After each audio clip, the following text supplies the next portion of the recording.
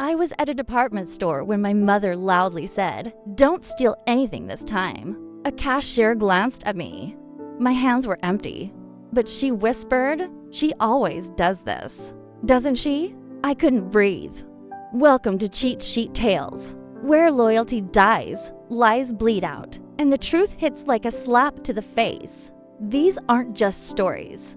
They're confessions, soaked in betrayal and regret. Ever spotted a red flag when it was already too late? Say it in the comments. Let's tear into today's tale. I was at a department store when my mother loudly said, "Don't steal anything this time." A cashier glanced at me. My hands were empty, but she whispered, "She always does this, doesn't she?" I couldn't breathe. I'm Dana Monroe. I'm 36 now. I live alone in Savannah, Georgia, a city that somehow manages to feel peaceful and heavy at the same time. The Spanish moss hanging off the trees always feels like ghosts frozen mid-sentence. Maybe that's why I like it here. It mirrors my life. For most of my existence, my mother Paula dictated who I was allowed to be. I was an only child. My father left when I was 8 to everyone else. My mother was a hardworking single mom who did her best after being cruelly abandoned to me. She was something else entirely. I didn't have words for it when I was younger. Emotional abuse, gaslighting, narcissism.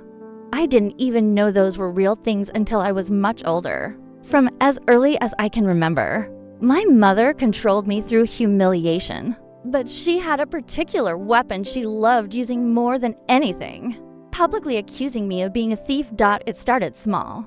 When I was a kid, we'd be at a store and she'd loudly say something like, "Make sure you don't put anything in your pockets, Dana." People would glance at us. I'd feel my face flush with embarrassment. She'd smile sweetly, like it was a joke. It was never a joke. When I was 12, she took it to another level. We were at JCPenney at the mall. She was shopping for a dress for some office party. I was bored, wandering around the jewelry display while she picked through racks. At some point, I noticed her standing too close to me, but I didn't think much of it. As we walked out, the security alarms blared. Store employees rushed over. A pair of cheap stud earrings had somehow made their way into my coat pocket. I was mortified. I remember crying, insisting I didn't do it. My mother gasped, put her hand on her chest, and told them I'd been acting strange. All day. The store let us go after a stern warning. In the car ride home, she didn't scold me. Instead, she whispered, "Maybe now you'll learn to be careful. People are watching. Nobody will believe you if something like this happens again." It wasn't about me stealing. It was about her power to control how others saw me. And I carried that, stained for years.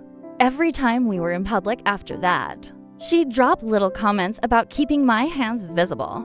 Or she'd loudly remind me not to touch things. Over time, she planted this image of me as someone untrustworthy, first in front of strangers, later in front of friends, family, teachers, code-workers. It became my silent shame. I moved out at 18 for college in Athens. At first, I thought I was free. I kept my distance, barely visiting. But my mother always found ways to claw back into my life. Emotional manipulation, guilt trips, veiled threats about money or her health. The cycle never really stopped. It just changed shape. Now fast forward to this year. She was about to retire. After 30 years working as a receptionist at a dental clinic downtown, she had built herself into a well-respected member of the community. Charming, friendly, helpful. Most people adored her. She was throwing herself a grand retirement party and insisted I help her shop for a dress. Against my better judgment, I agreed. We went to Belk at Oglethorpe Mall, a big, well-lit department store that felt safe, neutral. I thought, maybe she'll be on her best behavior for once. Of course, she wasn't. We were in the accessories section. She was holding up some scarves, and I was idly browsing through a rack of handbags. I wasn't even holding anything. Then, loud enough for everyone nearby to hear, she said. Don't steal anything this time, Dana. I froze. My stomach dropped. I could feel eyes on me.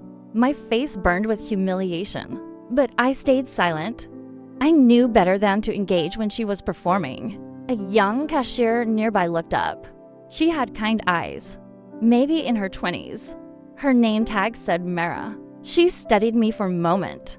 I tried to keep my face neutral as I started to walk away. Mara quietly whispered, "She always does this, doesn't she?" The words hit me like a slap.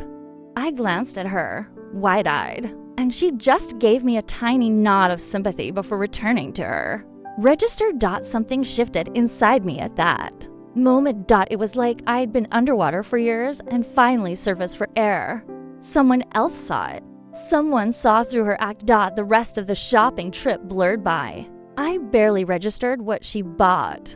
On the car ride back to my apartment, she tried to make small talk like nothing had happened. I sat silently, staring at the road, my knuckles white on the steering wheel. Finally, as we pulled into my driveway, I said, "You humiliated me back there." She sighed dramatically. "Oh, don't be so sensitive, Dana. Honestly, you've always had such a flair for drama. You've done this my whole life." I said quietly, "Stop acting like a victim. You should be thanking me for keeping you out of trouble when you were younger." I wanted to scream. Instead, I let her get out of the car, waved her off, and sat in my driveway long after she'd gone inside. My whole body was shaking. But I wasn't afraid. Not anymore.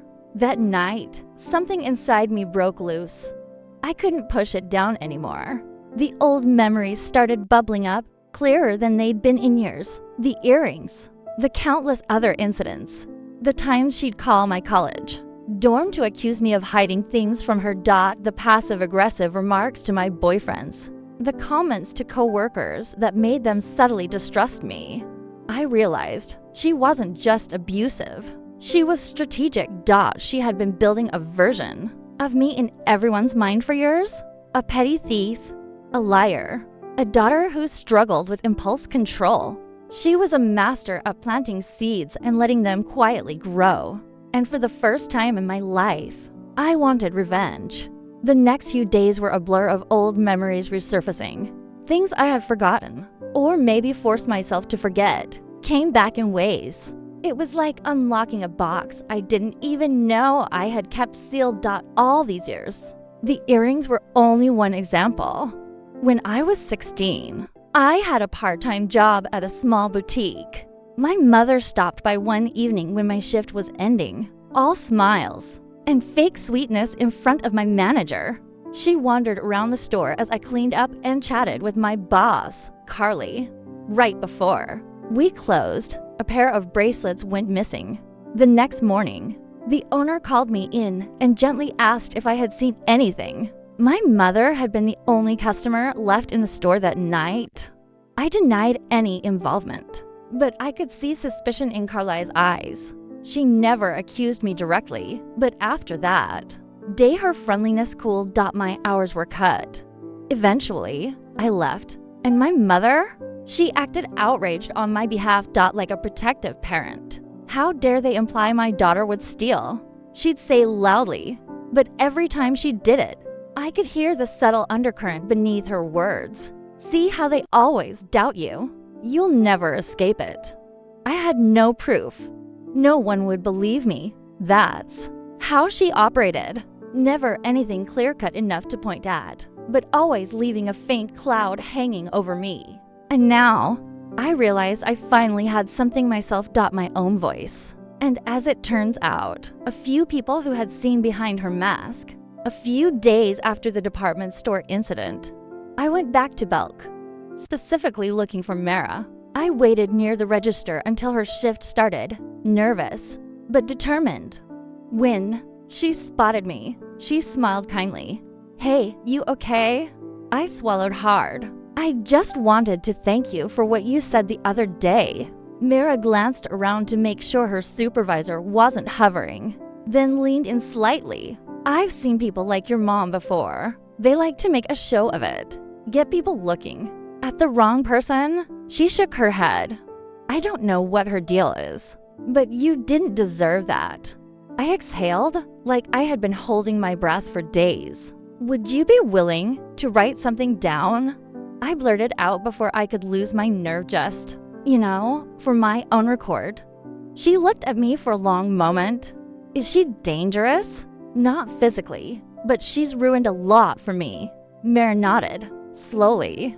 Yeah, I'll write something. That was the first domino dot after that. I started collecting everything. I dug through old emails, voicemails where she berated me, texts laced with subtle threats and backhanded guilt trips. I reached out to a few people from my past who had seen glimpses of her behavior. Old friends, former co-workers. Some of them didn't want to get involved, but a few agreed to make statements. Then I remembered Erin. Erin had been my roommate for a semester during college. We hadn't been close back then, but we'd kept in loose contact through social media. She worked for the Department of Family and Children's Services now. I didn't know if my situation even qualified as something her department handled, but I was desperate for guidance. We met for coffee on a warm afternoon at a cafe downtown. As soon as I started sharing, it all came pouring out. The earrings, the store accusations, the boutique incident, the constant psychological warfare. Erin listened quietly, her face growing more serious by the minute. Dana, she said finally, what you're describing is sustained emotional abuse and targeted reputation sabotage. This isn't just a difficult mother-daughter dynamic. I laughed bitterly. Try convincing anyone else of that. She's got everyone wrapped around her finger. Erin leaned in. That's what people like your mom do. But you have something rare, a paper trail, documentation, witnesses. That cashier, huge. Most people don't get that kind of third-party validation. I hadn't thought of it that way. Look, she continued, I can't guarantee anything, but I can help you put together a full case file. If anything, you can use it to protect yourself legally if she ever tries to smear you again. And that's what we did. It took weeks. After work every night, I dig through old phone records, social media messages, even old birthday cards she'd written that were laced with passive threats disguised as loving, motherly advice. I contacted the old boutique. The owner didn't remember much, but Carly, my former manager, did. She agreed to give a statement about how uncomfortable my mother had made her feel that night. The more I gathered, the stronger I felt, like I was slowly reclaiming pieces of my own history, my truth. Meanwhile, my mother kept calling, texting, acting like nothing had happened. Don't forget the party next month, sweetie. Make sure you dress nicely. I want everyone to see how well you turned out. The audacity, the sheer gall of this woman. She was preparing to parade me around at her retirement party like a trophy, proof of her. Successful parenting. And that's when the idea fully crystallized. I wouldn't just collect the evidence to protect myself. I would let her hang herself with her own lies, publicly. The weeks leading up to my mother's retirement party were excruciating. Every phone call, every text from her felt like sandpaper against raw skin. She was bubbling with excitement, entirely oblivious, or perhaps arrogantly confident that she still controlled the narrative. Everyone's coming, she gushed one afternoon over the phone. The dentists, the assistants, even Dr. Grant's wife is flying in. This will be such a beautiful evening. Dana, you'll make me proud, won't you? Make her proud? That was rich. I smiled stiffly. The phone pressed. To my ear. Of course, mother. The rage inside me simmered quietly, but I'd learned how to hold it. There was something oddly empowering about pretending to play along, knowing what I was building behind the curtain. With Erin's help, my file was growing thick. Printed screenshots of texts, statements from Leela at Belk, Carly from the boutique, even a brief statement from an old family friend, Mrs. Norma, who remembered my mother's suspicious comments at a Thanksgiving dinner years ago. about me borrowing things without asking. Each piece alone sounded mild, innocuous even, but together, it painted a damning picture. I didn't know exactly how far I wanted to take it. Part of me was scared. What if this blew up in my face? What if people still didn't believe me? What if I looked like the bitter daughter trying to ruin her saintly mother's big day? But the more I sat with it, the more I knew I had to see it through. Not just for me, but for the version of myself she had tried to bury for decades. A week before the party, Erin called. I did some digging, she said. I reached out to someone I know in the licensing board for healthcare employees. Nothing official yet. But if your mom's conduct even hints at workplace manipulation or patient-related issues, they may open an inquiry. I nearly dropped my coffee. Wait, an inquiry? Erin hesitated. Dana, you said she's been working there for 30 years. You honestly believe you're the only person she's played these mind games with. And that's when another layer of the onion peeled. Back in my mind, she hadn't just done this to me. She likely had manipulated coworkers, assistants, patients, even, all while maintaining that sweet, gentle public face. If a full investigation started, her retirement party would be the least of her worries. I didn't sleep much that week. Anxiety gnawed at me, but beneath it was an unshakable sense of justice, humming like electricity in my veins. Finally, the day of the party arrived. It was held at a rented event hall in downtown Savannah. My mother spared no expense. Caterers, florists, white tablecloths, twinkle lights strung across the ceiling. She was in her element, circulating through the crowd, her sugary smile never faltering. The dentist she worked for praised her.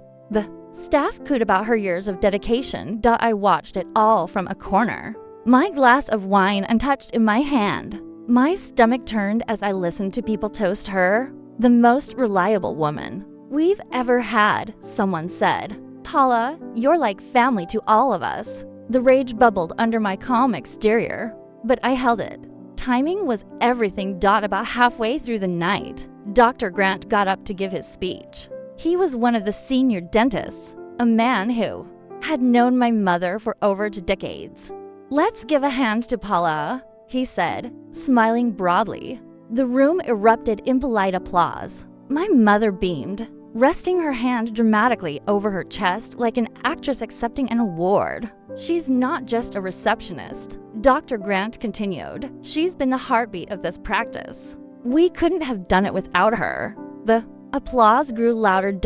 And then it was my turn. My mother had arranged for me to give a speech, one last little performance, where I could gush about how wonderful she was and what an incredible mother. She had been another opportunity for her to cement her public image. As I walked up to the microphone, my hands trembled slightly.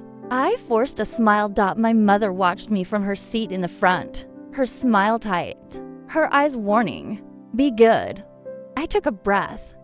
Good evening, everyone, I started. For those of you who don't know, I'm Dana, Paula's daughter. Polite chuckles from the audience. I've been thinking a lot about what to say tonight. 30 years is a long time. My mother dedicated so much of her life to this clinic, to all of you, to this community. I glanced down briefly, pretending to collect my thoughts while my heart hammered against my ribcage. Many people here know her as warm, reliable, hardworking, and she is. I paused again. The audience waited. My mother's smile twitched just barely. She sensed the shift, but didn't know which way it was going yet. But there's another side to dedication that doesn't always get talked about. The sacrifices, the stress, the ways we sometimes create stories to keep control of things when life feels chaotic. A few people shifted in their seats. My mother's smile thinned further. I continued, boy, steady now. Lot growing up with my mother. About appearances, about reputation, about how easily truth can be twisted if you say something often enough. Her face pads slightly. Sometimes protecting an image becomes more important than protecting relationships. More important than protecting your own child. I could feel the energy shift in the room. Whispers. Awkward glances. My voice softened but sharpened at the same time. For years, I lived under the shadow of accusations that weren't true, suggestions that I was untrustworthy, that I was dishonest, that I was a thief. Asterisk, a collective murmur rippled through the crowd. Now my mother's hand gripped her wine glass tightly. But every lie has a shelf life. I let the silence hang there, letting the words land. That's why I'd like to thank a few people tonight. People who spoke up recently, who witnessed moments when my mother's version of the story didn't match reality. The room was silent now. Some people avoided eye contact. Others stared at me, wide-eyed. My mother looked frozen. I'm grateful to those who finally gave me a voice after all these years. I stepped away from the microphone, letting the silence speak louder than my words. The party didn't end immediately, but the air had shifted, irreversibly. The polite applause that followed was thin, mechanical. The conversations afterward were stilted, cautious. People started leaving early. A few whispered apologies to me as they quietly slipped out. My mother sat frozen at her table long after most of the guests had left, her smile gone, her eyes darting nervously around the half-empty hall. She didn't approach me. She didn't say a word. For the first time in my life, she had nothing to say. The days following the party were strange.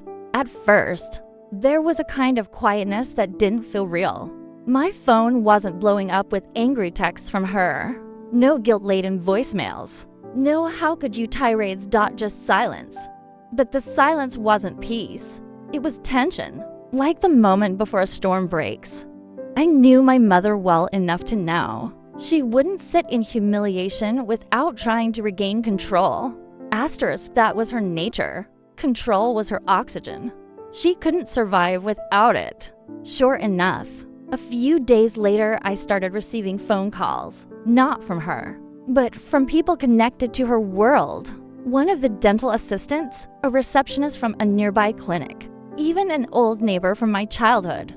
Hey Dana, listen, your mom's been saying some things. She's claiming you're having some kind of breakdown. She said you've always struggled with episodes. Classic Paula.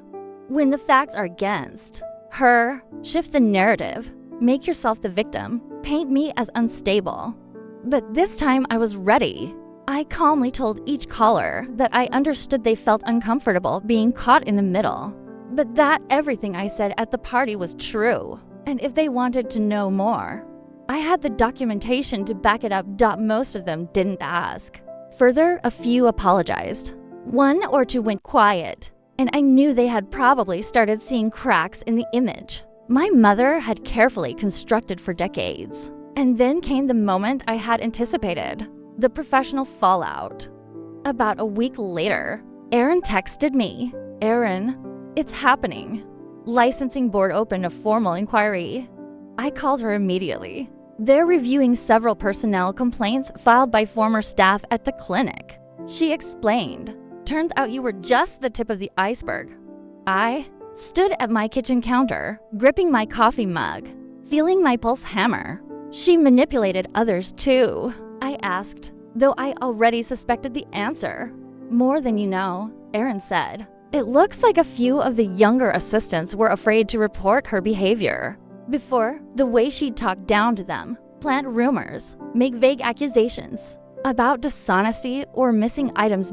It wasn't as public as what she did to you, but enough that several people came forward once the inquiry started. I felt lightheaded, not from shock, but from the overwhelming relief of finally being seen, finally being believed. Now the retirement party wasn't just an awkward evening. It had become a trigger point that started unraveling her entire carefully maintained professional image. About 2 weeks later, I got the text I never expected to receive from her. Mother, we need to talk. For a moment, I stared at my phone, heart pounding. I almost didn't respond. Part of me didn't even want to give her the satisfaction of my attention, but something inside me told me to see this through. This wasn't about a confrontation anymore. It was about closure. We met at a little coffee shop near Forsyth Park. Neutral ground. public. She was already sitting when I arrived, hands folded tightly on the table, her face tight and pale. I sat down wordlessly. The air between us felt like glass stretched to its breaking point. "You've destroyed my life," she said flatly, not even bothering with pleasantries. I said nothing. I just stared at her. She continued, voice shaking slightly. "You humiliated me at that party, do you? Know what people are saying about me now? 30 years I gave to that clinic." I finally spoke, my voice calm and low. "And 30 years you spent manipulating people, including me." Her nostrils flared. "You're exaggerating. You always did." I pulled out a small manila envelope I brought with me and slid it across the table. Inside were copies of some of the written statements, Mira's account, Carly's statement from the boutique, text messages she'd sent me over the years, even a few emails where she'd implied my history to others. "Exaggeration?" I said quietly. "This isn't my imagination, Mother. This is your pattern." She glanced at the envelope but didn't touch it. I could see her pride warring with her panic. "You've always needed someone to control, someone to make small. That someone was me for a long time. But I'm not your puppet anymore." Her lips pressed into a thin, brittle line. "And you're what? A hero now? You've torn apart your own mother's life." I smiled softly, genuinely. "No, Mother. I didn't tear apart your life. You did. I just stopped protecting you from the consequences." She stared at me for a long moment. The silence between us was heavy. Finally, she scoffed bitterly. "I hope you're satisfied." I leaned forward just slightly, holding her gaze. "Actually, I am." And for the first time, I saw it. Not rage, not triumph, but something close to fear. Because she knew that for the first time in my life, I held the power, and there was nothing she could say or do to spin her way out of it. Her inquiry wasn't criminal. She wasn't going to prison, but her perfect reputation was crumbling. The licensing board flagged her conduct as creating a hostile and unethical work environment. Several of her old co-workers severed ties with her. Her grand retirement plan fell apart. Her carefully curated social circle shrank. The invitations stopped. People started seeing her for who she really was. And as for me, I felt free. I left that coffee shop that day and never spoke to her again. There was no dramatic final, screaming match, no courtroom battle, no physical cruelty, just exposure and consequences.